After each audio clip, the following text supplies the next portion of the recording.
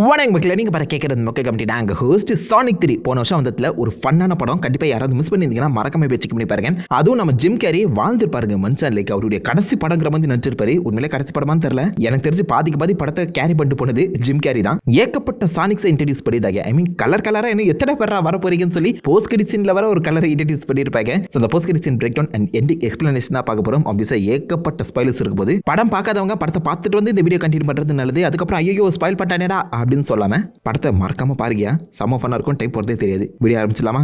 இந்த படத்தோட கோர் பாயிண்ட்ங்கிறது ஆப்வியஸா நம்ம ஷேடோட ரிவெஞ்ச் தான். ஷேடோ இந்த சமயத்துல தனியா வரல, அவர் கூடவே சேர்ந்து நம்ம ராபர்ட் நிக்கோட கிராண்ட்பா கெரால்டோ வந்திருப்பாரு. ரெண்டு பேருக்குமே ஒரு சின்ன பாஸ்ட்ங்கிறது நடந்திருக்கும். ஸோ அந்த பாஸ்ட்ல இந்த ஷேடோ வந்து பார்த்தீங்கன்னா வேற ஒரு யூனிவர்ஸ்ல இருந்து வந்த மாதிரி மென்ஷன் பண்ணியிருப்பாங்க. யூனிவர்ஸ்னு சொல்ல முடியாது, வேற ஒரு பிளானட்ல இருந்து வந்திருப்பாங்க. ஸோ இந்த சானிக் உலகத்துக்குள்ளேயே ஏகப்பட்ட வித்தியாசமான பிளானட்ஸ் இருக்கு. நம்ம சானிக்கும் ஒரு பிளானட்ல இருந்து வந்திருப்பாரு. அது மட்டும் இல்லாம ராபர்ட் நிக்குமே பார்த்தீங்கன்னா போன படத்துல இந்த மாதிரி அந்த மஷ்ரூம் கிங்டம்ல இருக்க மாதிரி காமிச்சிருப்பாங்களே.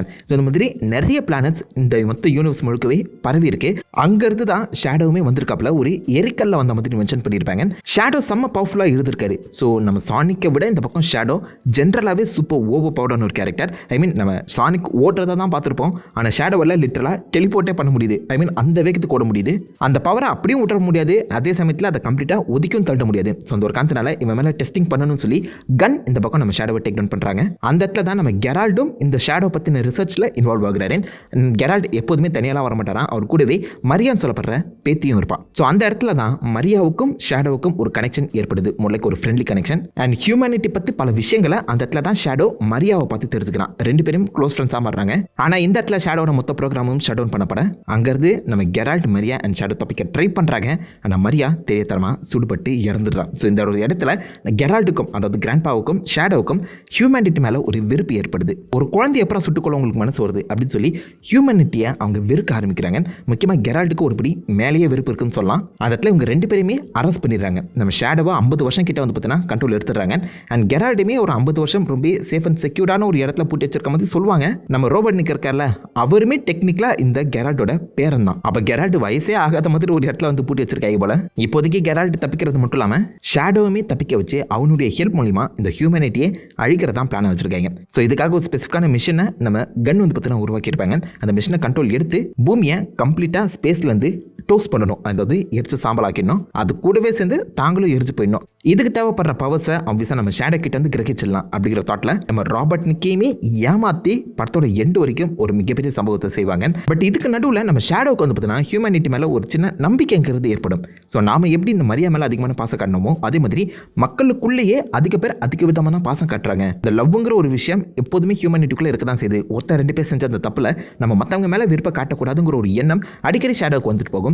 மிக முக்கியமான டர்னிங் பாயிண்ட் நான் பார்க்கும்போது ஷேடோ டோனட் லாட குத்துனது தான். டோனட் லாட் அடிபட்டு விழுந்து கிடக்கும்போது அவனை பாதுகாக்க, அதாவது ஒருத்தன் விழுந்ததுக்கு அத்தனை பேர் வராங்களே, ஸோ இந்த மாதிரி இன்னும் எத்தனை பேர் இந்த பூமியில் இருப்பாங்க அப்படிங்கிற தாட் ஷேடோவுக்கு வந்திருக்கணும். ஸோ அந்த ஒரு காரணத்தினாலேயே இவருக்கு ஒரு சின்ன ஹெசிஸ்டன்ட் இருக்க தான் செய்யுது. மேபி லைக் இந்த கிராண்ட்பா எடுக்கிற முடிவு தப்பாக இருக்குமோங்கிற தாட் அவருக்கு வந்தாலும் அந்த கிராண்ட்பா வந்து பார்த்தீங்கன்னா இதெல்லாமே மரியாவுக்காக அப்படின்னு சொல்லி எப்படியோ பிரெயின் வாஷ் பண்ணி நம்ம ஷேடோவை இந்த பூமியை அழிக்கிறதுக்காக பிளானை தூண்டி விட்றாரு.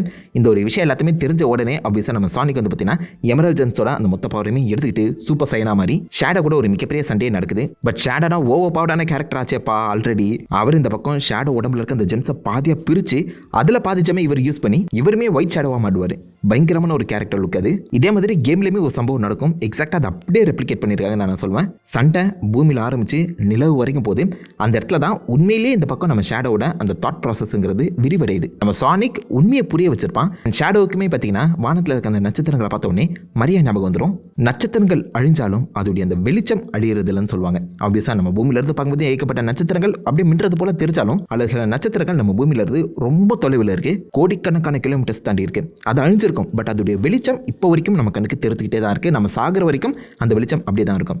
ஸோ நட்சத்திரங்கள் அழிஞ்சாலும் வெளிச்சம் அழியறதில்ல. அதே மாதிரி மரியா அழிஞ்சாலும் அவளுடைய அன்பும் பாசமும் அழியறதில்ல அப்படிங்கிற ஒரு விஷயத்தை புரிஞ்சுக்கிட்டான ஷேடோ பூமி அழிக்கக்கூடாதுங்கிற ஒரு முடிவு எடுத்து இந்த பக்கம் சானிக்கோட ஒன்றா சேர்ந்து அந்த மிஷனை தடுக்கிறது மட்டும் இல்லாமல் கிராண்ட்பாவையுமே டிஃபீட் பண்ண ஹெல்ப் பண்ணாரு. ஸோ இதோட அந்த கதை முடிஞ்சிருக்கும். இந்த இடத்துல நம்ம கிராண்ட்பா சாகிற மாதிரி தெளிவாகவே காமிச்சிருப்பாங்க. அவர் அந்த கேஎஸ் எனர்ஜி கூட மோதி கம்ப்ளீட்டாக பஸ்மமாக இருப்பார். அந்த இடத்துல அந்த மிஷினை தடுக்க முடியாதுன்னு தெரிஞ்ச உடனே அந்த லேசர் பாயிண்ட் பண்ண அந்த டிஸ்டன்ஸை மட்டும் தள்ளி வைப்பாங்க. தெரியாதனமா பக்கத்தில் இருக்க அந்த நிலவை அது கோடு போட்டுரும். ஸோ விச் மீன்ஸ் இப்போதைக்கு நம்ம பூமியோட நிலா வந்து பார்த்தீங்கன்னா ஒரு கால்வாசி கண்டமாயிருக்கு. அந்த கால்வாசி கண்டமான நிலா பூமி மேலே மோதிச்சுன்னா அவ்வளோதான், சோழி முடிஞ்சுன்னு அர்த்தம். இதை எப்படி தடுக்க போகிறாங்கன்னு தெரியல. போஸ்ட் கிரெடிட்ஸ்லயுமே இதை டீஸ் பண்ணியிருப்பாங்க. கால்வாசி நிலாவை சுட்டுட்டாங்க அவங்க. நம்ம சானிக் டெயில்ஸ் அண்ட் நக்கிள்ஸ் மட்டும் பார்த்தீங்கன்னா தப்பிக்க பூமி பக்கத்துல இருந்து அந்த மிஷினை இந்த பக்கம் ஷேடோ புஷ் பண்ணுவார். அந்த எனர்ஜியை கண்டெயின் பண்ண நம்ம ரோபோனிக் ட்ரை பண்ணுவார். பட் முடியாமல் அது வெடிச்சு செத்துறிடும். ஸோ அந்த இடத்துல நம்ம நினைக்கிறது என்ன, ரோபோனிக் அண்ட் ஷேடோ செத்துருப்பாங்க. இந்த 3 பேர் தப்பிச்சிட்டாங்க. ஒரு மிகப்பெரிய சாக்ரிஃபைஸ் பண்ணி இந்த உலகத்தையே இவங்க 2 பேரும் காப்பாற்றிட்டாங்க அப்படிங்கிறத தான் நமக்கு வருது. ரோபோனிக்கும் சாவறதுக்கு முன்னாடி ஏஜென்ட் ஸ்டோனுக்கு ஒரு உருக்கமான எமோஷன் ஸ்டோரின்னு சொல்லிட்டு போயிருப்பாரு. ஸோ அது ஒரு ஹாப்பி எண்டிங்காக தான் முடிச்சிருக்கும். லைக் இந்த பூமியில் இருக்கவங்களாம் காப்பாற்றப்பட்டாங்க, ஹீரோஸ் எல்லாருமே உயிரோட இருக்காங்க அப்படிங்கிற மாதிரி தான் முடிஞ்சிருந்தாலும் இதுக்கு முன்னாடி ஒரு ட்விஸ்ட் நடக்க வாய்ப்புகள் அதிகம். ஏன்னா இந்த படத்தோட போஸ்ட் கிரெடிட் சீன் எடுத்து பார்க்கும்போது நம்ம ஷேடோ உயிரோடதாக இருக்காரு. அவர் கையில் அவருடைய காப்பை கழட்டி போட்டு தான் அந்த சண்டைக்கே போயிருப்பாரு. அந்த காப்பு பூமியில் வந்து விழுந்திருக்கு போல. இப்போ திரும்பவும் நம்ம ஷேடோ வந்து பார்த்தீங்கன்னா அந்த காப்பை கையில் எடுக்கிற மாதிரி அந்த கதையை முடிச்சிருப்பாங்க போஸ்ட் கிரெடிட் சீனில். ஸோ விச் மீன்ஸ் இப்போதைக்கு நம்ம ஷேடோ உயிரோட தான் இருக்காருங்கிற விஷயத்தை கன்ஃபார்ம் பண்ணியிருக்காங்க. ஐ மீன் 3 ஜெம்மோட பவர் அவர் உடம்புல இருக்கு. சும்மாவா மொத்த எனர்ஜியுமே டேங்க் பண்ணுறதுக்கான அந்த கெப்பாசிட்டியை அந்த ஜெம் கண்டிப்பாக கொடுத்துருக்கணும். ஸோ அதன் வழியாக ஆப்வியஸாக இப்போதைக்கு நம்ம ஷேடோ உயிரோட இருக்காரு. ஸோ ஷேடோ அடுத்த படங்களை ரிட்டர்ன் ஆவாரான்னு தெரியல. பட் ஷேடோ பேஸ் பண்ண ஒரு ஸ்பின் ஆஃப் வரப்போதுன்னு சொல்லி மென்ஷன் பண்ணியிருக்காங்க. சான்சஸ் அதிகம். அப்போ ஷேடோ தப்பிக்கும் போது நம்ம ரோபோனிக் தப்பிச்சாராங்கிற கேள்வி எழும்புதில் ஜிம் கேரி கிட்ட இப்போ லேட்டஸ்டான அந்த ஒரு இன்டர்வியூவில் நீங்கள் அடுத்த சானிக் படங்களை ரிட்டர்ன் ஆவீங்களா அப்படின்னு சொல்லி கேட்டதுக்கு கதை நல்லா தான் வர போகிறேன் அப்படிங்கிற மாதிரி மென்ஷன் பண்ணியிருக்காப்ல. இதுக்கு முன்னாடி வந்த சானிக் 1-2 நீங்கள் எடுத்து பாருங்க, நம்ம ரோபோனிக் சாவரமாக தான் கட்டி முடிச்சிருப்பாங்க. சானிக் 2லையுமே அவர் செத்துருக்கமாக தாங்க காட்டியிருப்பாங்க. சானிக் 3ல ரிட்டர்ன் ஆனது ஒரு மிகப்பெரிய சர்ப்ரைஸ். அண்ட் என்ன கேட்டிங்கன்னா சானிக் படங்களில் இருக்க அந்த ஹியூமர் ஒர்க் அவுட் ஆகுறதுக்கு கண்டிப்பாக ஜிம் கேரி ஒரு முக்கியமான காரணம். அடுத்த படங்களில் ஜிம் கேரி மட்டும் இல்லைனா ஒரு மிகப்பெரிய எம்டி ஸ்பேஸ் இருக்கிறத உங்களால் கண்டிப்பாக உணர முடியும் நம்புறேன். அந்த வகையில் இப்போதைக்கு அடுத்த கதையில் நம்ம ஜிம் கேரி ராபர்ட்னிக்கை வச்சு ஒரு கதை எழுதுகிற மாதிரி இருந்துச்சுன்னா கண்டிப்பாக நம்ம ரிட்டர்ன் ஆகிறதுக்கான சான்சஸ் இருக்குது. அண்ட் சொல்ல முடியாது நம்ம ஷேடோவால் இதுக்கு முன்னாடி நம்ம கிராண்ட்பாவோட பேத்தியாக இருந்தால் மரியாதை காப்பாற்ற முடியல. இப்போதைக்கு கிராண்ட்பாவோட பேரனா இருக்க ராபர்ட்னிக்கை வச்சு காப்பாற்றுவோம் அப்படிங்கிற மாதிரி அவருமே டெலிபோர்ட் பண்ணி உள்ளே இருக்கக்கூடிய நம்ம ராபர்ட்னிக்கை காப்பாற்றி பூமிக்கும் ரிட்டர்ன் ஆகியிருக்கலாம். சான்சஸ் இருக்குது. ஸோ ராபர்ட்னிக் அடுத்து வருவாரான்னு கேட்டிங்கன்னா டவுட்டு. இப்போதைக்கு 50-50 தான். அவர் 50% செத்து இருக்கலாம். அப்படி இல்லைன்னா 2 பேருமே ஒன்றா சேர்ந்து தப்பிச்சிருக்கவும் வாய்ப்புகள் இருக்குது. அண்ட் தப்பிச்சு அவங்க பூமிக்கு தான் வந்திருக்கணுங்கிற அவசியம் இல்லை. நம்ம ராபர்ட்னிக் ஃபர்ஸ்ட் படத்தில் எப்படி மஷ்ரூம் கிங்டம் போனாரோ அதே மாதிரி இப்போதைக்கு நடந்த அந்த பிளாஸ்ட்ல வேற ஏதாவது உலகத்துக்கு போயிருக்க சான்சஸ் இருக்குது. மேபி ஷேடோட உலகத்துக்கு போயிருக்கிறதுக்கான வாய்ப்புகளும் அதிகமாக இருக்குது. ஏகப்பட்ட வேர்ல்டு இருக்கிறத டீஸ் பண்ணியிருப்பாங்களே. ஸோ அதன்படி மேபி நம்ம ராபர்ட்னிக் பூமிக்கு வராமல் வேற ஒரு உலகத்துக்கு போயிருக்கலாம். சானிக் 4ல ஜிம் கேரியை இன்ட்ரடியூஸ் பண்ணாமல் சானிக் 5ல அவர் கூட்டிட்டு வரதுக்கான சான்சஸ் அதிகமாக இருக்கு. ஆடியன்ஸோட ரியாக்ஷனை பார்த்து இந்த மாற்றம் நிகழலாம் நம்புறேன். பட் எப்படி பார்த்தாலும் ஷேடோ இஸ் பேக். பட் ராபர்ட்னிக் வருவாரா டவுட் தாங்க. பட் இதை தாண்டி மிட் கிரெடிட்ஸ் இருந்தாங்க வேற லெவலில் ஒரு புது கேரக்டர் இன்ட்ரடியூஸ் பண்ணியிருப்பாங்க. ஸோ வழக்கம் போல இந்த பக்கம் நம்ம சானிக் நக்கிள்ஸ் அண்ட் டேல்ஸ் 3 பேருமே ஒரு சின்ன ரேஸுக்குள்ளே போயிருப்பாங்க. அந்த ரேஸில் நம்ம சானிக் அதை பார்த்தீங்கன்னா ஃபினிஷ் லைனையுமே தாண்டி அங்கே கிளம்பி நியூயார்க்கே போயிருப்பாரு. ஆத்தி இவ்வளோ தூரம் வந்துட்டனா சரி கிளம்ப வேண்டியதான் அப்படின்னு சொல்லி திரும்பி பார்க்கும்போது யாருமே எதிர்பாராத விதமாக மெட்டல் சானிக் வந்து நிற்கிறாப்புல. செம்ம இன்ட்ரெஸ்டிங்கான ஒரு கேரக்டருங்க. ஆக்சுவலாக பார்க்கும்போது இந்த கேம்ஸில் மெட்டல் சானிக்கையுமே ராபர்ட்னிக் தான் உருவாக்கியிருப்பாரு. அது மட்டும் இல்லாமல் சானிக்கோட எக்ஸாக்ட் ஆக்ஷன்ஸ் ரியாக்ஷன்ஸ் எல்லாத்தையுமே இந்த மெட்டல் சானிக் கோடையிலுமே கோட் பண்ணியிருப்பாரு. அந்த வகையில் இந்த மெட்டல் சானிக் தான் உண்மையான சானிக்குன்னு தன்னை தானே நினச்சிக்கும். இப்போ மெட்டல் சானிக்கை பொறுத்த வரைக்கும் உண்மையான சானிக் ஒரு இம்பாஸ்டர். அவனை கொல்லணுங்கிற ஒரு முடிவில் தான் சுற்றிட்டு இருக்கும். ஸோ தன்னை தானே உண்மையான நினச்சிட்டு இருக்கக்கூடிய ஒரு மெட்டல் சானிக் தான் இந்த கேமில் இருக்கும். ஸோ அதை அப்படியே மாற்றி அமைச்சு புதுக்க அதை ஒரு சாதாரண ரோபோட்டாகவே ப்ரெசென்ட் பண்ணியிருக்காங்க போல. பட் இந்த ரோபோட்டை உருவாக்குனது யாரு? கன்னா இருக்கிறதுக்கான வாய்ப்புகள் கம்மி. ஏன்னா அவங்க வந்து கவர்மெண்ட் அஃபிஷியல்ஸ். அவங்க இறங்கி சானிக் வந்து பழி வாங்குவாங்களா கேள்விக்குறி தான். என்ன கேட்டிங்கன்னா மேபி இந்த மெட்டல் சானிக்ஸை உருவாக்குனது ராபர்ட்னிக்காவே இருக்கிறதுக்கான வாய்ப்புகள் இருக்கு. ஏன்னா ராபர்ட்னிக்கு இந்த சானிக் மேலே ஒரு காண்டி இருக்க தானே செய்யுது. சதன் வகையில் அந்த காண்டி இருக்க அந்த சமயத்திலேயே பாசிபிளி நான் செத்துட்டு அப்புறம் சானிக்கை பழி வாங்க யாரும் இருக்க மாட்டாங்க. அதனால இந்த மிஷின்ஸை நான் உருவாக்கிட்டு போகிறேன். நான் இறந்துட்டு அப்புறம் இந்த மிஷின்ஸ் எல்லாமே இந்த பக்கம் சானிக்கா பழி வாங்கணும் அப்படிங்கிற ஒரு முடிவை ஒரு கோடிங் மாதிரி அவர் கொடுத்துட்டு போயிடலாம். இப்போதைக்கு ராபர்ட்னிக் இறந்திருக்க அந்த காரணத்தினால அவர் உருவாக்கி வச்சிருக்கக்கூடிய அந்த ஃபெயில் சேஃப் சானிக்ஸ் எல்லாருமே வெளில வந்து உண்மையான சானிக்கை பழி வாங்குற மாதிரி கதை நகரலாம். இதுதான் நான் சானிக் 4ஓட முக்கியமான கதையாகவே இருக்கும்னு நினச்சேன். மெட்டல் சானிக் எடுத்து ஃபன் பண்ணுவாங்கன்னு எதிர்பார்த்தா இந்த படத்தோட போஸ்ட் கிரெடிட்ஸ்னாவே மெட்டல் சானிக்கோட கதையை முடிச்சிட்டாங்க சொல்ல முடியும். பட் மெட்டல் சானிக் இந்த பக்கம் நம்ம சானிக்கை ஏம் பண்ணி ஷூட் பண்ண அது ஒரு மிகப்பெரிய பிளாஸ்டாக தான் இருக்குது. பட் சானிக் தான் அதிவேகமானவராச்சே. ஸோ இறங்கி அந்த மெட்டல் சானிக்குரிய சண்டைக்கு போக அந்த இடத்துல அவன் தனியாக வரல, சுற்றி ஒரு 10-15 பேரை கூட்டு வந்திருக்கான். ஸோ விச் மீன்ஸ் அகெயின் இது நம்ம ராபர்ட்னிக் தேரியை தான் கொஞ்சம் வலுப்படுத்துகிற மாதிரி இருக்குது. நான் இறந்துட்டு அப்புறம் சானிக்கை பழி வாங்க வேண்டியது உங்களுடைய வேலைன்னு சொல்லி ஒரு சானிக் ரோபோட் ஆர்மியவே உருவாக்கிட்டு போயிருக்கான் போலங்க. இல்லை மேபி கெரால்ட் கூட பாசிபிள் இந்த ரோபோட்ஸை உருவாக்கியிருக்கவும் சான்சஸ் அதிகம். ஏன்னா ஷேடோக்கு என்னாச்சுன்னு சொல்லி கெரால்ட்டுக்கு அப்போதைக்கு தெரிஞ்சிருக்காதுல்ல. ஸோ அதன்படி அந்த ஷேடோவோட எனர்ஜியை வச்சு இத்தனை ரோபோட்ஸை உருவாக்கியிருக்கலாம். ஆனால் தான் அந்த ரோபோட்ஸ் எல்லாமே பார்க்குறதுக்கு கொஞ்சம் பிளாக் கலர்லேயே இருக்கும். எப்படி பார்த்தாலும் ஒன்று கிராண்ட்பா அப்படி இல்லைனா ராபர்ட்னிக் 2 பேரில் யாரோ ஒருத்தங்க தான் உருவாக்கியிருக்காங்க.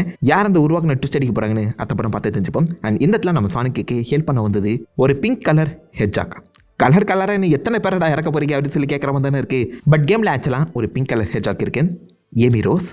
அண்ட் இந்த ஏமி ரோஸ் வந்து பார்த்தீங்கன்னா நம்ம சானிக் மேலே அதிக க்ரஷ் வச்சிருப்பாங்க. சானிக்குக்கும் ஏமி மேலே ஒரு காதல் இருந்தாலும் அவர் வெளிக்காட்டிக்க மாட்டார், அழட்டிக்க மாட்டார். பட் எப்போவுமே இந்த பக்கம் ஏமி வந்து பார்த்தீங்கன்னா சானிக்கு சுற்றி வரக்கூடிய ஒரு க்ரஷ் அதிகமாக வச்சிருக்கக்கூடிய கேரக்டர் தான் ப்ரெசென்ட் பண்ணப்பட்டிருக்காங்க கேமில். அதனால தான் இங்கேயுமே நம்ம சானிக்கை தேடி அவங்க வந்திருக்காங்க போல. பட் சானிக்கை பற்றி எப்படி ஏமிக்கு தெரியும் அதுதான் கேள்விக்குறி. ஏன்னா சானிக் தான் சின்ன வயசுலேயே வந்துட்டானே பூமிக்கு. ஏமி அப்போ எவ்வளோ நாள் சானிக்கை வேவு பார்த்துருப்பா? சானிக் இங்கே தான் இருக்குங்கிற விஷயம் எப்படி ஏமிக்கு தெரிய வந்திருக்கும்?